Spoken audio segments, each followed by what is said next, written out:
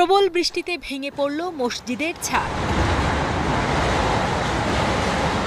পহেলা মে সন্ধ্যায় সৌদি আরবের দাহরানের কিং ফাহাদ বিশ্ববিদ্যালয় ক্যাম্পাসের একটি মসজিদের ছাদ ভেঙে পড়ার এই ঘটনা ঘটে।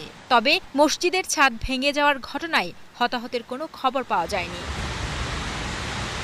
বাংলাদেশে যেখানে প্রখর রোদ ও তীব্র দাবদাহে অতিষ্ঠ জনজীবন, সেখানে গত 2 দিন ধরে সৌদির বিভিন্ন অঞ্চলে হচ্ছে প্রচণ্ড বৃষ্টিপাত।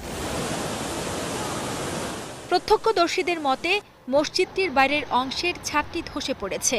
মসজিদ সম্প্রসারণের অংশ হিসেবে মূল ভবনের বাইরে স্টিলের এই ছাদটি স্থাপন করা হয়েছিল।